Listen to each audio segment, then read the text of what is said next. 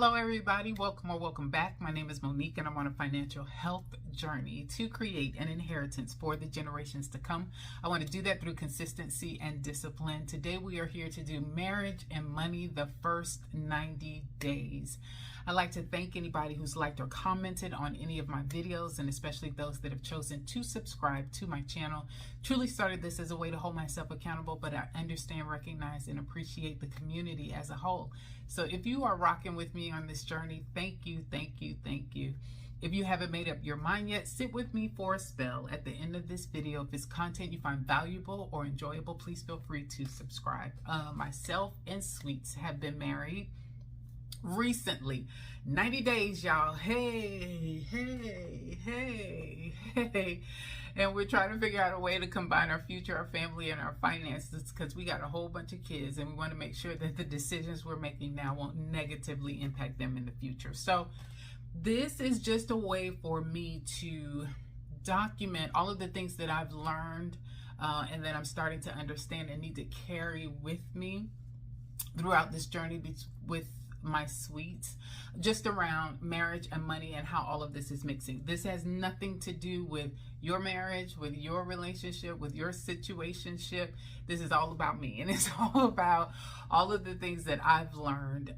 These lessons might not resonate with you, and maybe they do. If they do, then you can take something with you, great. And if not, I just appreciate you stopping by and being a part of our channel overall. Okay, so first 90 days, we got to talk about what we've learned, or what I have learned. So first and foremost, God for us is the center. So we do a couple's devotion. We're definitely linked and aligned when it comes to that, and where we feel like our focus and attention should be as far as spiritually is concerned. So that might be the point, like the major point, but it is not one of the 4 points that I'm going to talk about today. So there are 4 points in particular that I did want to discuss, and we'll go ahead and get into it. So for number 1, and I've got my handy dandy notebook right here for me to cover items. This is really just my iPad mini, and I've got some notes. So I will look down occasionally as well. And this is very new for me, being in front of the camera. So you guys give me a little grace while I'm trying to work through it. This is something new, something new, something new. Okay. Point number 1, same goals, different paths to get there, and that's okay. So one of the things that I had to recognize is that Sweets and I are linked together, right? And we're on this journey together. This is a sign language. You know, you guys know I'm trying to learn how to interpret services, church services for the deaf and hearing impaired. And so this is for walking together. So Sweets and I are walking this path together, and we have the same future goals in mind, but our path on getting there is all based on gender, our knowledge, our education, our family and dynamics, our work ethic, how we go about our day-to-day. And all of those things will look different just depending on the experiences that you've had. So with that said, and I'll give you an example of that, Sweets believes in a zero-based budget, but it is not the Dave Ramsey zero-based budget that we're used to. He literally believes in going down to zero. So he has a variable income. He makes multiple deposits in the course of a week, and he will spend everything down, taking care of all of his bills. And if he still has money left over, he starts back up at the top again. What can I pay additional on? You know, I can pay on additional on utilities or water, and that will build up a credit or whatever the case may be. So that's how he handles his bills. That was a little scary for me because I am a paycheck. I get paid bi-weekly. I'm a paycheck budgeter. So I know when I get paid on a Friday, I got 14 days. 14 days I got to make it before I will be making a deposit into my account again. So I am team save a lot all the way. I am going to save some money out of every check to handle incidentals or different things that might pop up.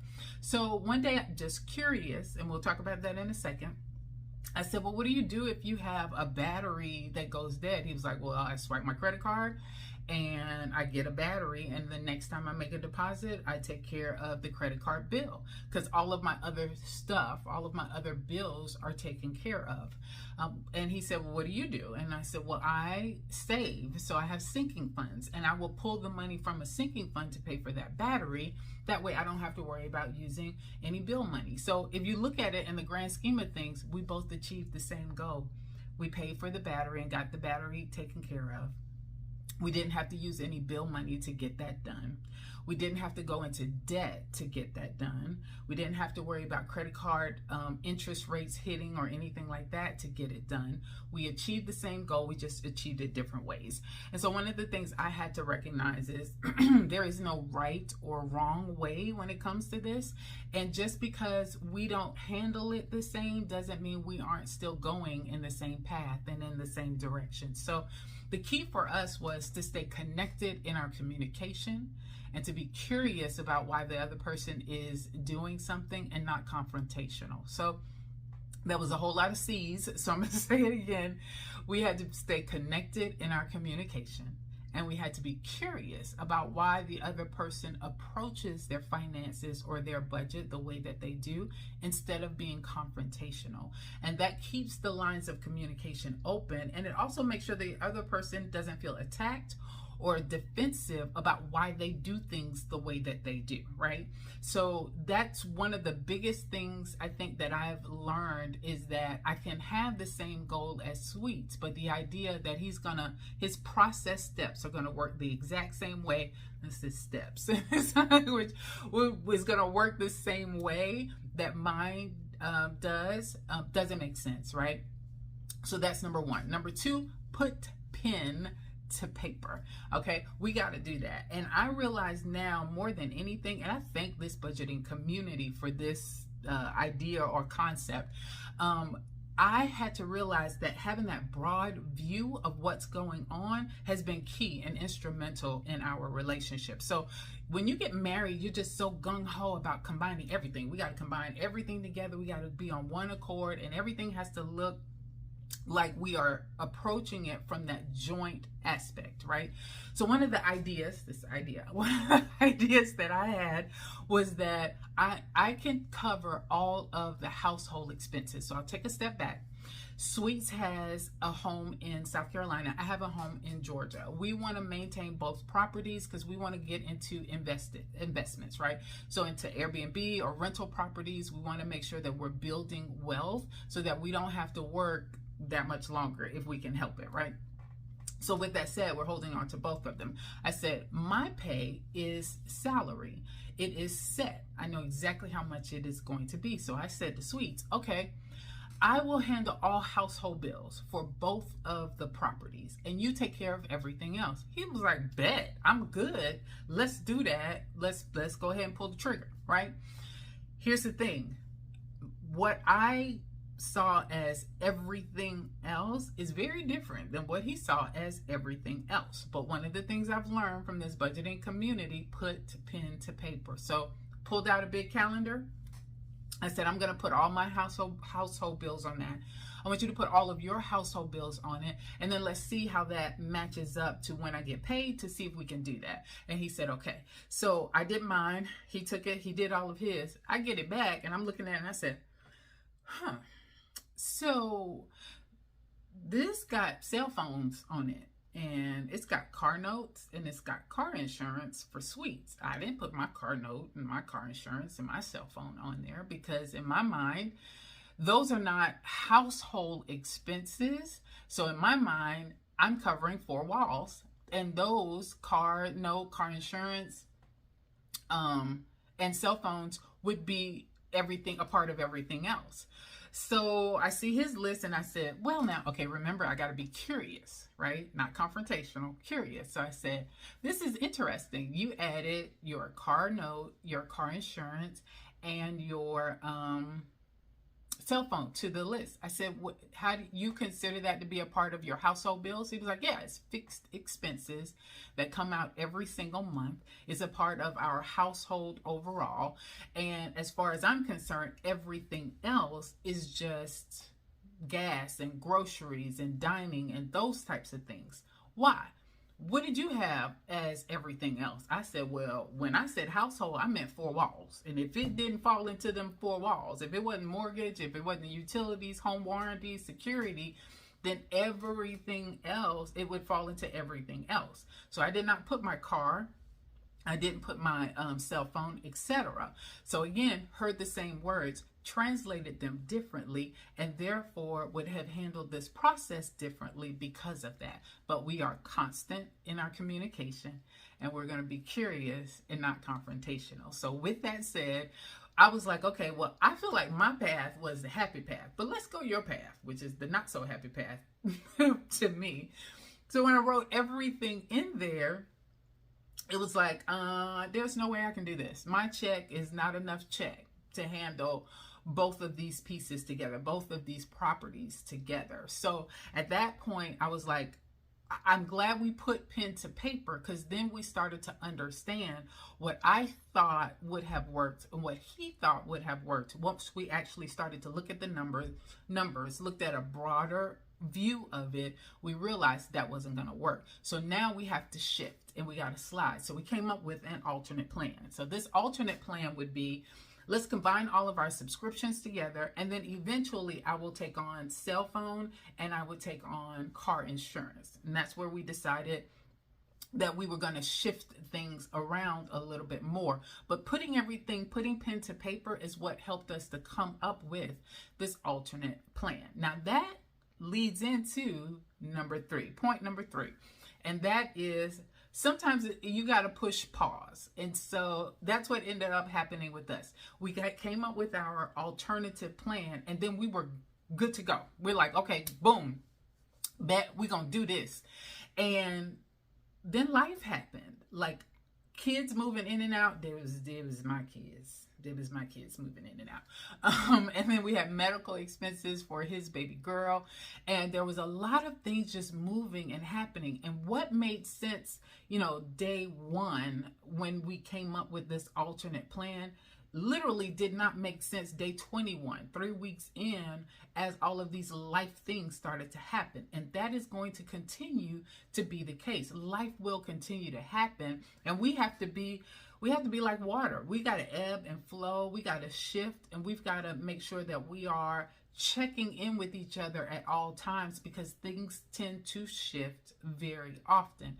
And at that point, again, constant communication. Hey, maybe we need to push pause. Maybe the plan we came up with before doesn't make sense to the reality of our life right now. Okay, and this is time for now. So right now. So because of that, I had to go through some change. I will say that. I didn't feel defeated, but I felt very disappointed, because that consistency and discipline thing is very important to me as I'm doing my budget, right?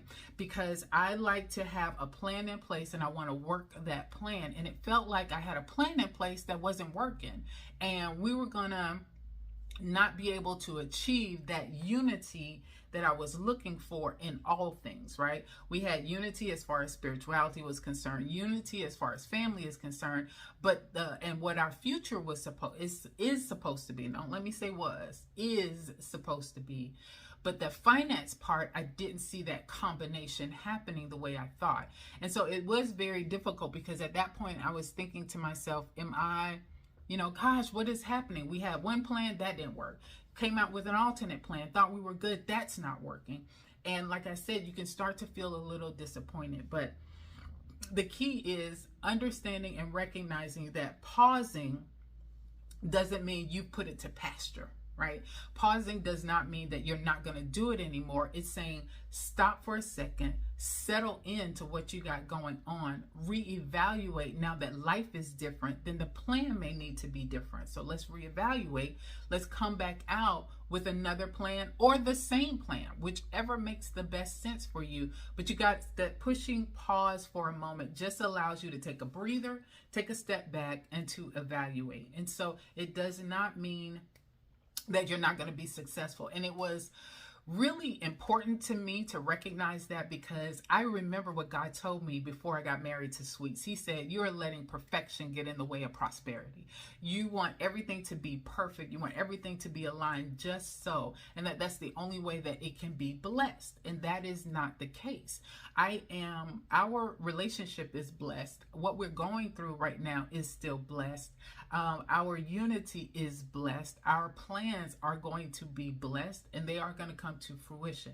Maybe not the way that you saw them happening, but the end result will still be there. We just got some extra chapters we're writing in this life story that has happened, but that doesn't mean that the story won't still be complete and still be beautiful. So that leads me to point number 4. And this may not sound like a financial point, but it is. Enjoy the journey. Because that's what I'm doing. Y'all, I am married and I am happy, and I want to continue to be happy. Y'all hear me say that. I want to continue to have a happy marriage. It will be something that I'll say in my videos. And that was important, because what I recognize is I got so caught up in the financial part because I've been on this journey for a long time prior to getting married. So what I recognize is that I was talking about finances a little bit too much. And let me just tell you about Sweets really quickly. Sweets made it clear, budget talk ain't bedroom talk. When we in the bedroom, he want to talk about bedroom things. He does not want to talk about budget at all. And I get it, right? So sometimes he wants us to just go and sit down and have some ice cream and talk about football and not finances, because we're both football fanatics, right? So he wants us to still enjoy. All the things we did when we dated are still the things we need to do when we're married. And I need to enjoy the journey. It is not about just growing and progressing when it comes to finances, because you can talk about finances to the point where it becomes a heavy weight on your shoulders. Can you imagine what kind of weight that can settle into your marriage when you've only been married 90 days and all conversations are about money, right? Because if I'm not mistaken, at least at one time, most divorce happened because of money, not because of marital infidelity, but because of money. And so why have that as the first and foremost when it comes to our marriage? No. Is it something that is important? Yes. Is it one of the priorities? Yes. Is it the priority? No. I already know he's like-minded. I already know he's got a plan in place. I already know he was good in finances. So there's no point in stressing that out. Let me enjoy myself. Let me enjoy my man. Okay. So that is what I'm going to do. So those are the 4 points that I wanted to talk through really, really quickly. This video is actually longer than I thought it was going to be. But hey, same goals, different paths getting there. That's okay. Number 2, put pen to paper. Get that broader view every time you come up with an idea and see what it really looks like once you map it out. Number 3, don't be afraid to push pause, because sometimes that's necessary. And number 4, please make sure that you are enjoying the journey along the way. Okay, that's it. That's my time. I'm good to go. Thanks everybody for your time. You guys have a good one.